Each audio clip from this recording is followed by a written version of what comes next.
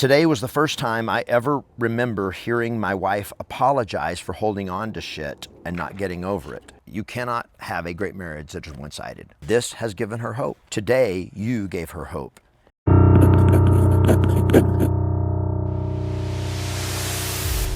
My name is Kevin Ray Ward, and this is Diary of a Divorce, where I am reading from my diaries, from my journal entries, as I was going through trying to save my marriage and ultimately through the divorce. And in this particular episode, I am writing the exact words that I wrote on September the 1st, 2022, 3 years ago, the day that my wife and I sat down with a therapist for the first time. And it'll be the first of many therapy sessions that we would go through trying to save our marriage. So this Diary of a Divorce is me sharing through my, again, failed marriage and trying to save my marriage, and then ultimately through the divorce, where I journaled nearly 2,000 pages of conversations with God and what are called prayer stacks. And I've led teams, I've built businesses, but leadership at home is a different game. And you cannot win by avoiding the truth or avoiding conflict. And I still learn this every day, even in my marriage today. So in this series, I'm just reading to you from my personal journals, unedited, raw. I do change some names sometimes or take out names. But I want to share this with you so that you can learn, hopefully, and be inspired by my story. And also to share with you the lessons that help me rise from the devastation of a failed marriage and a divorce to victory. So here we go.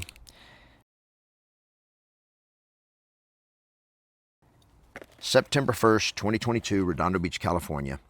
Our first marriage therapy session. This is our first therapy session together with Dr. Rob today.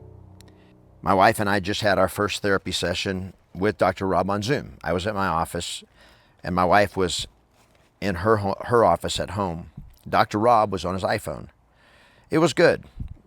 Dr. Rob comes across as very laid back and casual, no intensity or emotion, so it creates this very calm space for my wife and I to talk. I have been very much looking forward to starting therapy because of that. I was not excited about virtual therapy, but it worked out well. Therapy is what my wife and I need to create the space for us to be heard and to listen without emotions taking over. And Dr. Rob seems totally up to the task to create that space and to guide us on this journey of building a new relationship. My feelings: I feel hopeful, relieved, excited, heard, unheard, and grateful. I want God to know today's session started with Dr. Rob being about 10 minutes late, but that was no big deal. He had let my wife know he was running behind. We used my wife's Zoom account, so we were both on about 5 minutes before him. And so I asked her who this person was. She had told me nothing about who it was or how she found him. She was still very tight-lipped. I'm not sure if she just didn't want to talk to me, or if it's a power or control thing where she subconsciously likes me being in the dark when she's not. I don't know. I'm not sure if she knows why, but she didn't want to say much. I didn't even know if this was a man or a woman. What's this therapist's name? I asked. She told me, Dr. Rob. How did you find him? What? How did you find him? Like Google? No, a friend told me about him a long time ago. It was a mutual friend of ours. Oh, that's good. If this is their therapist, then I know he's good. I'm relieved and happy. I have the impression that she's talked to him before, but I'm not sure, and certainly there are no details. I think my wife has felt very, very alone the last month. I can understand that, so I don't blame her. I'm just happy that we are in this moment. Dr. Rob came on. He started by asking me to give him my side of the story, so to speak. He clarified that he had met with my wife before, and so he was familiar with her side. So I had the chance to tell my version of what's been going on and the background, and I also shared my personal background so he had more context. I told him about being bullied when I was young and being taught not to fight back, and about my previous relationships and my affair in my first marriage, etc.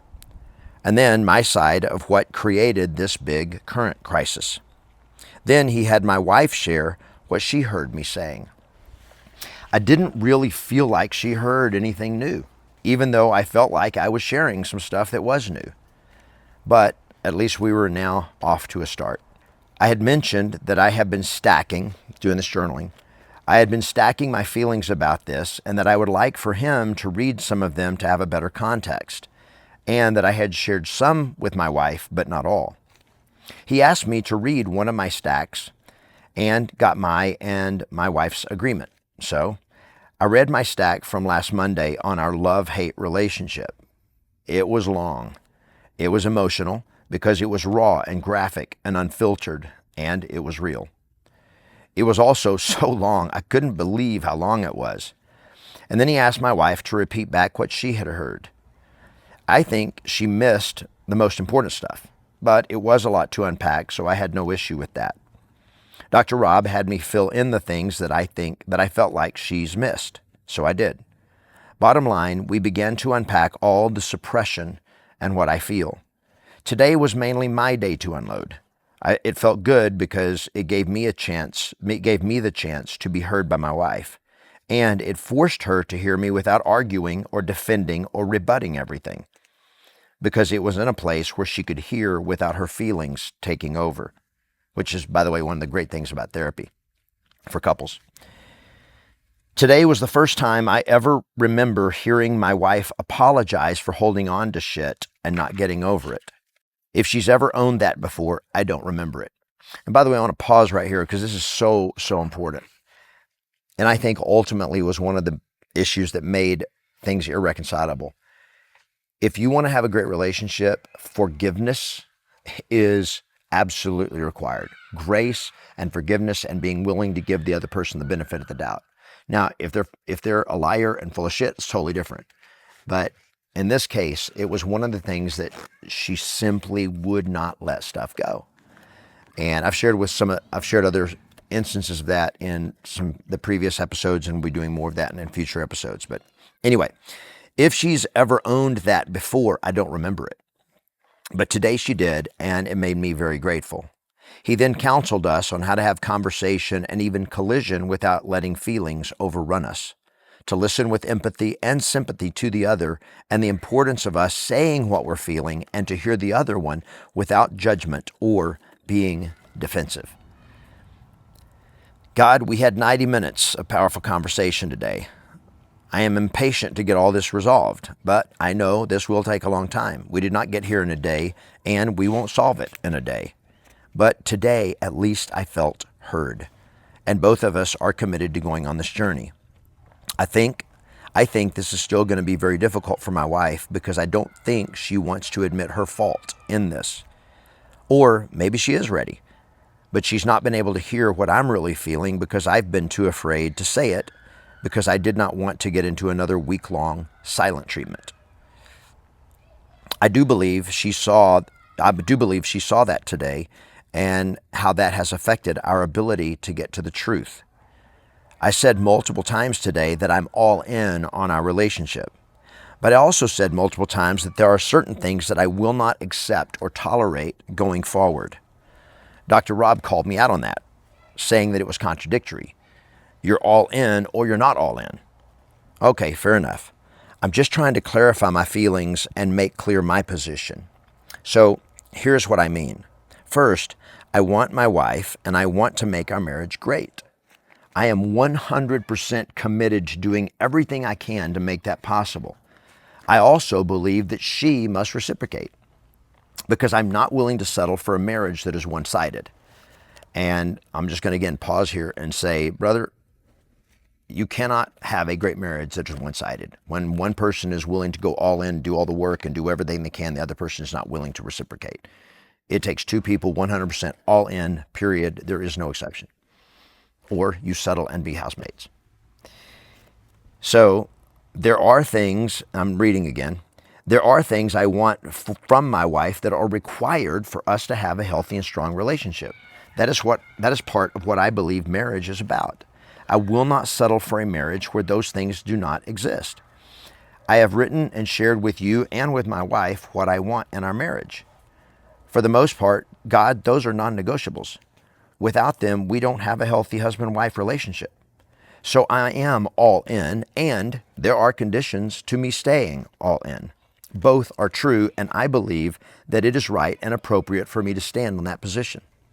Okay, and by the way, even if it disagrees with your therapist. So now, Father, now that you've heard my position, am I right or wrong on this? God, it is not a matter of right or wrong. It is a matter of telling the truth and creating a space where happy and healthy marriage is possible. Marriage is not a unilateral covenant. You vowed, she vowed, both vows matter, both vows are required. This was not an option. You honor your vow, period, and you hold the unwavering expectation that she too honor her vows to you as your wife. Me. Do I have to settle and accept things that are not okay with me or live without things that are important to me? God, no. Love her, serve her, tell her the truth. Hold the expectations. This will be a battle for her. She has never been in this place before with a husband who would fight for her and for their marriage. So twice she retreated and shut herself off in those marriages, and that ended them. Now, when she shut herself off this time, you were different. You held space. You held open a path of hope and light for a wonderful, divine marriage. You did not grovel or shrink back. You stepped up as a king and as a leader for her. You told her the truth and did not hide, and you did not run.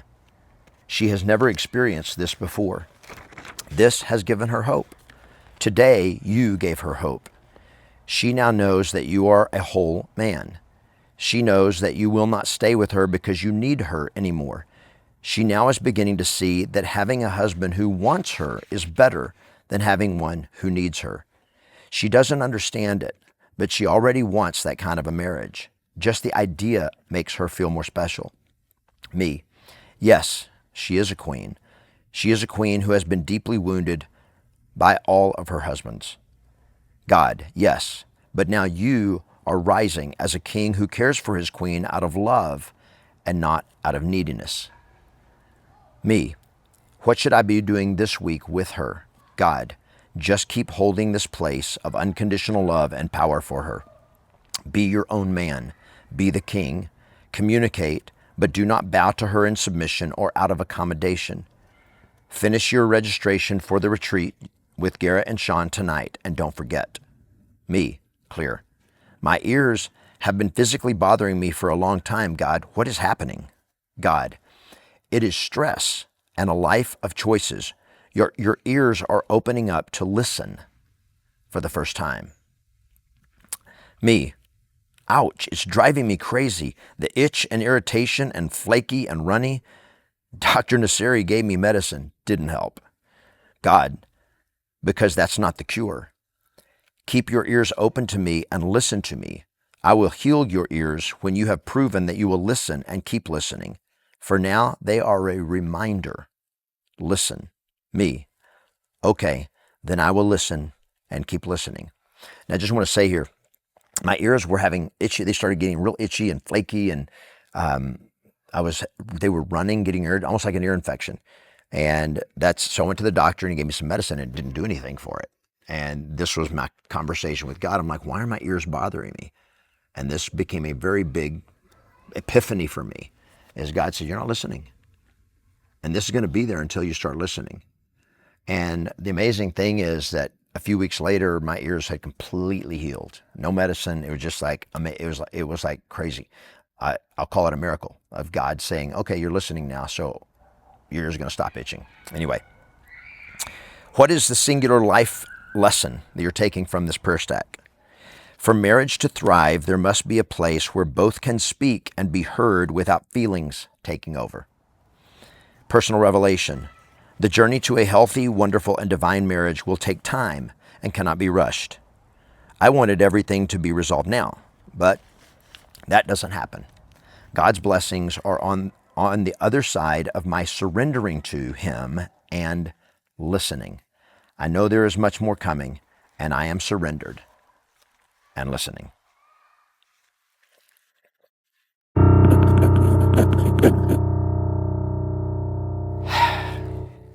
That's it. So I want to share with you some takeaways for me as I reflected on this, and as I went back and reread this after 3 years. And I've got 5 lessons I want to share with you today that I think will be helpful for you, wherever you are in this pit. And I'm going to tell you right now, sometimes your marriage may be able to be saved, it may not be. But the key is whether the marriage can be healed and wonderful or not. It's what you do and who you become through this process. So lesson number 1 is that therapy can provide guidance, but it cannot fix your marriage for you. Therapy is a tool. And at the end of the day, therapy cannot do the hard work for you. It can only support healing if both you and your wife are 100% committed to healing and making the marriage wonderful, period. It's not going to do the work for you. If you're all in and she's not, or if she's all in and you're not, and neither one of you are 100% committed, and you're like putting just kind of like, I'm kind of in, I'm not sure, it won't work. If your marriage is on the brink of collapse, if it's on life support, there is only one path to healing, and that is 100% commitment from both parties, and then being willing to learn and listen and do the work. And this is what we as men have to do, whether it's in your current marriage or if it's too late, it's in the next relationship, is that we don't just talk. We have to build space where our queen, our wife, can be heard, where truths can be processed without emotional hijack.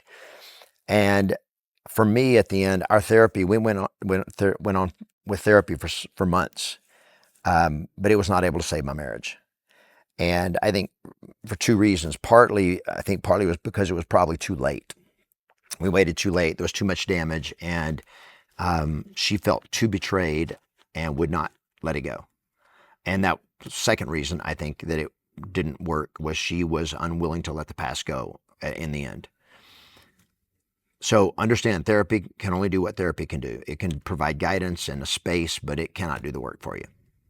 Second lesson is that being all in a relationship does not mean accepting the unacceptable.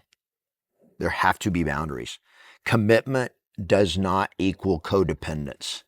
And so for me, all in means being fully invested in the relationship, committed, and crystal clear about what your standards are and what your expectations are with each other. Now, ideally, this happens before you get married. But if it hadn't happened in the past, you got to get clarity on this.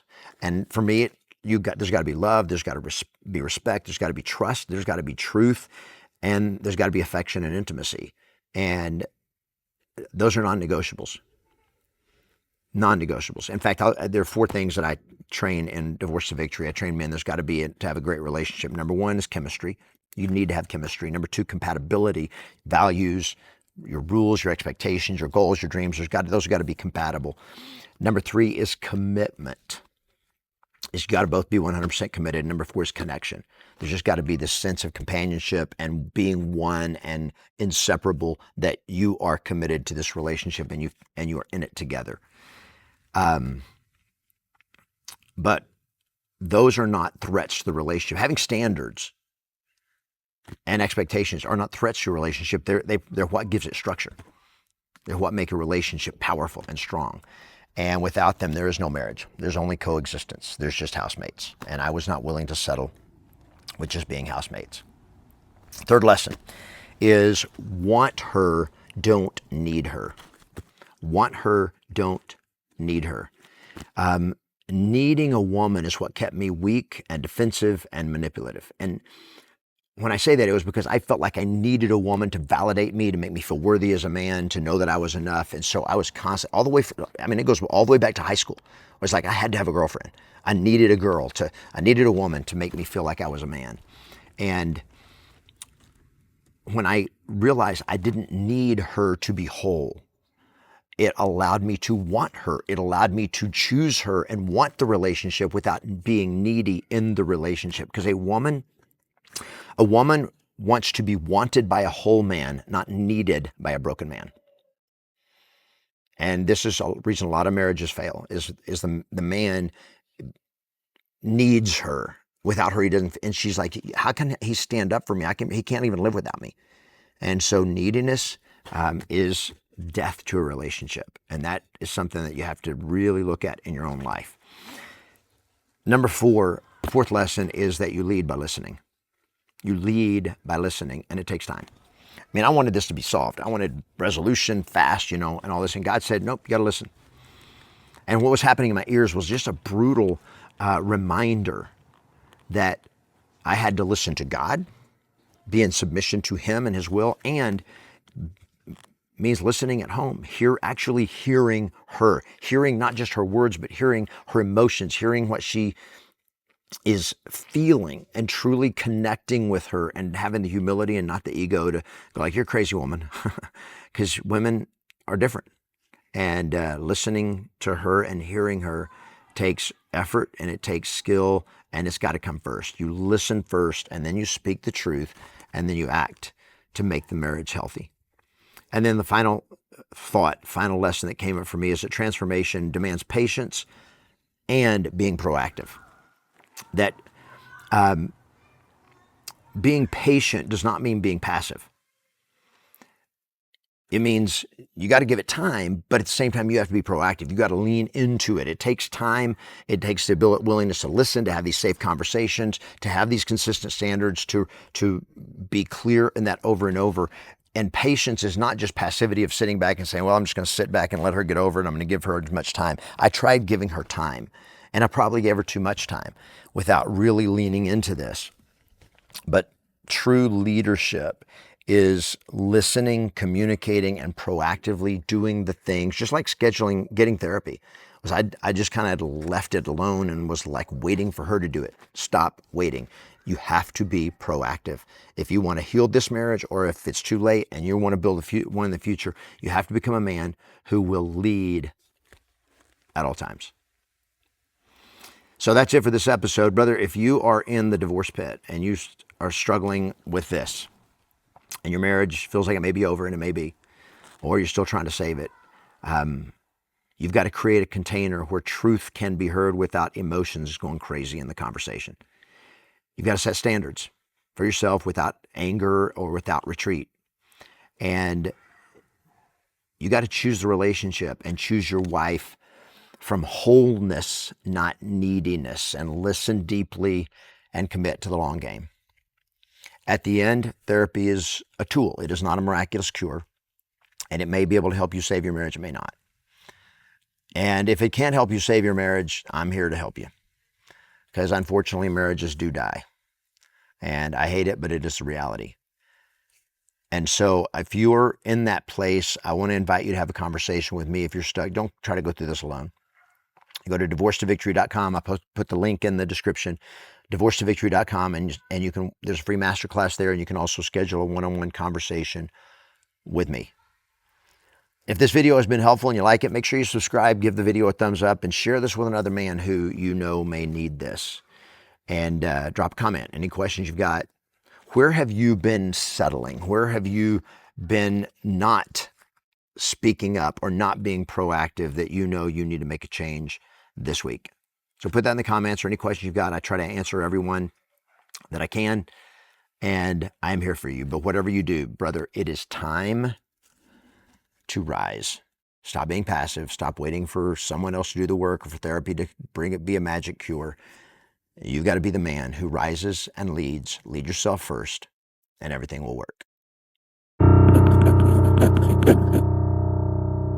So if this episode of Diary of a Divorce was powerful for you, and you missed the first episode, click right here to watch the first episode. If you want to see the whole series, click right here. And if you are a man of faith and then you're in the divorce pit and you want to talk, click on the link in the description, divorcetovictory.com. Schedule a one-on-one breakthrough session with me, and let's talk.